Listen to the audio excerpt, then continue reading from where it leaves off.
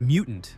In Marvel, being a mutant gives you problems. These are humans born with the X gene, a genetic twist on the 23rd chromosome that changes everything. Their powers are wired in, passed down, and usually show up around puberty. Some can fly, some can read minds, some can melt steel with a glance, and some just grow blue fur. Cyclops, Storm, Magneto, Jean Grey. The original X-Men were just the start. Mutants grew into Marvel's biggest metaphor, just for race, class, sexuality, religion, anything that marked someone as different. And that wasn't subtle. The 1960s comics were already dealing with discrimination, exile, internment camps, and human rights. Only this time it had lasers, but being born a mutant never guaranteed clarity. The powers range from useless to unstoppable, and the rules are full of exceptions. Wolverine had his mutant healing long before he joined the team, but all the metal, that was grafted in later. Then there's the classification mess. Marvel ranks mutants by tiers: Epsilon, Beta, Alpha, and Omega. Sounds official, until fans noticed the list changed every few years. Storm was Omega, then not, then yes again. Iceman made the cut after decades of comic relief, and Franklin Richards declared Omega, then retconned into not even being a mutant. Professor X wiped his memory and kicked him off Krakoa. That's cold. In Marvel, mutant is a membership, a political status that can be revoked when the story shifts. And when the Krakoa nation rose, it turned mutant identity into full-on statehood, complete with resurrection protocols, island diplomacy, and a mutant Mars. Mutate. Mutates earn their powers the hard way, by surviving something they weren't supposed to. Peter Parker got bit by a genetically altered spider. Bruce Banner took a gamma bomb to the face. The Fantastic Four took a ride through cosmic radiation. Steve Rogers got strapped to a lab chair and turned into Captain America. These are the mutates, people whose biology got flipped by science, accident, or cosmic bad luck. Marvel uses this classification for anyone whose powers show up after birth due to some kind of transformation. It's broad enough to cover Daredevil's radioactive senses, Deadpool's healing factor, and even characters like Cloak and Dagger, who were injected with synthetic drugs during human experimentation. The mutate label is flexible, but it's also messy. Sometimes characters bounce between categories. Deadpool was tortured and mutated in Weapon X, yet constantly shows up in X-Men comics and hangs out with mutants. The Beast was originally a mutant, but he altered his DNA with a serum, giving him his blue-furred form. So, is he both? Mutates don't always get the team perks either. While mutants have Krakoa and their own culture, mutates often end up solo, or treated like experiments. The Hulk gets hunted, the Thing lives with permanent disfigurement. Many mutates never asked for powers, and most of them can't turn it off. Even Reed Richards, one of Marvel's smartest men, and still hasn't found a way to reverse Ben Grimm's condition after decades of comic time. They're just Marvel's reminder that power isn't always clean, and science rarely gives refunds. Once the change happens, there's no going back. Technology. Some Marvel characters don't need a mutation or a cosmic upgrade, they just need a tool set, a brain, and something expensive to plug into. Tech-powered heroes build their edge, and sometimes their entire identity, from machines, gadgets, and armor. Tony Stark set the template. Trapped in a cave with shrapnel in his chest, he built the first Iron Man suit using nothing but scrap metal and a car battery. By the time he upgraded, his armor had onboard AI, supersonic flight, repulsor cannons, environmental seals, and nanotech that responds to thought. Every version is a blueprint of obsession. But Iron Man isn't alone. War Machine runs a heavier, military-grade version. Black Panther's vibranium suit is aligned with kinetic absorption tech. Ghost phases through walls using a quantum-based stealth rig. Vulture reverse-engineered alien scraps into flight gear. And the Spider-Man suits? Some of them are so advanced they track vital signs and deploy extra limbs mid-fight. Vision takes it even further. Built by Ultron using the body of the original Human Torch and the brain patterns of Wonder Man, Vision runs on a solar-powered core and manipulate his density. He can become intangible, fly, and fire energy beams from his forehead. Technically, he's artificial, but every action suggests sentience. The tech category also stretches into AI, androids, robotic limbs, and exosuits. Even villains like Dr. Octopus and MODOK fall into it. Some rely fully on machines, others just enhance natural ability with cybernetics or armor. Tech-powered characters often face the same question. Who's really in control, the person or the system? For some, like Stark, it becomes a cycle of upgrades and dependencies. For others, like Vision or Ultron, the tech starts thinking for itself. Mystic.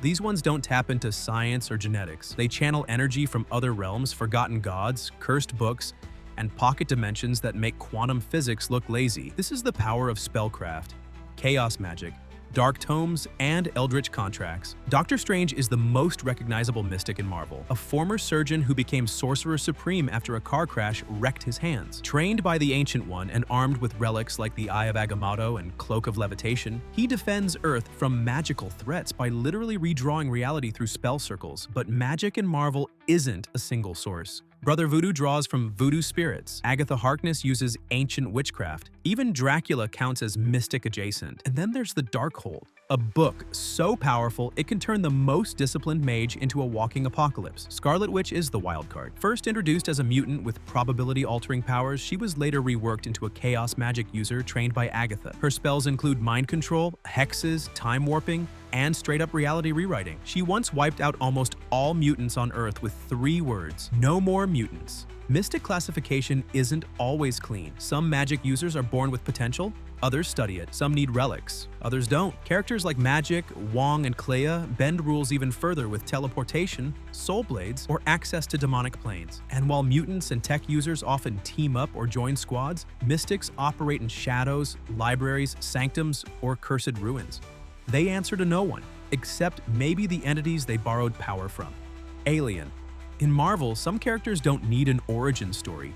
They're born with powers because their biology came from somewhere way past Earth. The Skrulls are one of the oldest examples. Shape-shifting aliens from the Andromeda Galaxy who can copy voices, mimic DNA, and impersonate just about anyone. The Kree, native to planet Hala, are stronger, faster, and more durable than humans, with some of them even weaponizing their own DNA through experimentation. Asgardians like Thor and Loki fall into the alien category too. They might look human, but they age slower, heal faster, and take hits from celestial beings. Their physiology allows them to survive in space, punch through stone, and drink like it's cardio. Then there's the symbiotes. These living alien organisms, and starting with Venom, are parasitic, bonding with a host to enhance physical strength, grant shape-shifting abilities, and sometimes generate weapons. The more aggressive the host, the more unstable the bond. Clintar biology is a whole field of study, and when combined with Earth-based hosts, the results are never predictable. The Chitauri, the Brood, the Shi'ar, and even the Accuser Corps all fall under alien-powered entities. Some, like Gladiator of the Shi'ar Empire, operate on belief. The stronger his confidence, the more unstoppable he becomes. Alien power is rarely subtle. Some have entire militaries behind them. Others, like the Phoenix Force, tie into galactic-level destruction. Even Star-Lord has hybrid ancestry that connected him to the Spartax Empire and gave him brief bursts of cosmic-level ability. Alien classification is all about origin. If your DNA starts off-world and comes with perks, you're in. No mutation,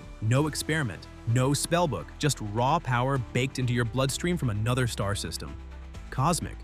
Their strength comes from the raw fabric of the universe itself, ancient energy, celestial artifacts, or abstract forces that predate time. The term power cosmic first landed with Galactus, a former mortal named Galon, who fused with the sentience of the universe during the collapse of the previous cosmos. That transformation turned him into a universal constant, capable of creating life, erasing planets, and manipulating reality on a scale few can comprehend. His heralds, like the Silver Surfer, receive a portion of that energy. With it, Surfer can absorb and redirect cosmic forces, survive in any environment, travel faster than light, and sense universal disturbances across galaxies. He rides aboard but tracks on a wavelength no Earth science can measure. The Elders of the Universe, beings like the Collector and the Grandmaster, wield fragments of primordial energy from the Big Bang. They're immortal, obsessive, and each of them taps into cosmic power in their own specialized way. Then there are the cubes. Cosmic cubes like the one that became the Shaper of Worlds allow their wielders to manipulate matter, energy, and probability. They're artifacts of pure reality warping potential, and in the wrong hands, completely destabilizing. Some cosmic forces aren't even humanoid. Eternity, infinity, death, and oblivion are abstract entities that embody fundamental concepts like space, time, and entropy. The Living Tribunal exists to balance all of it, a three-faced cosmic judge who oversees the multiverse. And then you have the Beyonders, who exist outside universal law entirely, and once killed most of the cosmic hierarchy in New Avengers, Inhumans. Inhumans are the result of Kree experimentation on early humans, designed to be weapons in a war that never came. Their powers lie dormant until they're exposed to Terrigen Mist, a chemical that rewrites their DNA and activates abilities that range from useful to downright bizarre. The royal family leads the charge. Black Bolt speaks, and things explode. Medusa controls her hair with precise muscle control. Karnak sees structural flaws in anything. Walls, plans, people. Gorgon has seismic hooves. Lockjaw is a teleporting bulldog. It's a strange family, but the structure is ancient and deeply ritualistic. Terrigenesis isn't predictable. Some Inhumans get devastating powers, others get deformities or useless adaptations. Once the mist hits, the result is permanent. No second chances, no do-overs. It's a lottery with DNA as the ticket. Inhumans lived in isolation for most of their history, hiding in cities like Attilan. First in the Himalayas, then on the moon, then briefly in New York. Their politics, traditions, and caste systems set them apart from mutants or aliens. They're engineered to be super. In the 2010s, Marvel pushed the Inhumans hard. With X-Men movie rights locked up at Fox, Inhumans were positioned as the next big thing. New comics, a TV show, Terrigen clouds mutating people on Earth. Kamala Khan, aka Ms. Marvel, was introduced as a new generation Inhuman. Then it collapsed. The TV show flopped. Fan interest faded. And eventually Kamala was reworked into a mutant in the MCU. The Terrigen era ended quietly. Inhumans still exist and their lore runs deep, but their push into mainstream Marvel came and went. Eternals. The Eternals were never supposed to be human. They were designed, genetically programmed by the Celestials as part of a long-term experiment on Earth's early population. Created to be nearly immortal, resistant to disease, and biologically perfect, they're powered by cosmic energy and linked to a shared neural system called the Unimind. Ikaris, Cersei, Thena, and Druig are part of the core group. Each Eternal can manipulate molecules, project energy, fly, regenerate, and survive indefinitely. Their abilities vary slightly, but their origin is collective. Born in labs, released into ancient civilizations and ordered to protect humanity without interfering too much. Then come the Deviants. Same creators, different result. Instead of perfection, the Celestials built them with unstable genomes. Each deviant mutates randomly, leading to unpredictable forms and powers. They're considered evolutionary failures, but they're also far more adaptable. Thanos was born to eternal parents, but carries the deviant gene. That mix of engineered godhood and genetic corruption gave him massive durability, long life, and the mindset of a conqueror. He's technically part of both races and fully embraced by neither. The Eternals were originally separate from the rest of Marvel's powered classes, but recent comics pulled them into the mutant narrative during Judgment Day, where the Eternals labeled mutants as excess deviation, a threat to correct. That put them in direct conflict with Krakoa and reignited debates about who gets to define evolution. They've lived on Earth, the Moon, Titan, and Uranus. They've joined the Avengers, fought among themselves, and defied their own programming. Despite their power, their stories are built on control, identity, and the pressure of a mission they never asked for. So after all that, engineered gods, cosmic storms, magical chaos, and spider bites gone wrong, which power class actually wins when the universe goes off script? And more importantly, which one would you want to wake up with tomorrow? Comment down below. As you leave a like, subscribe, and turn on the notification bell for more amazing videos like this one.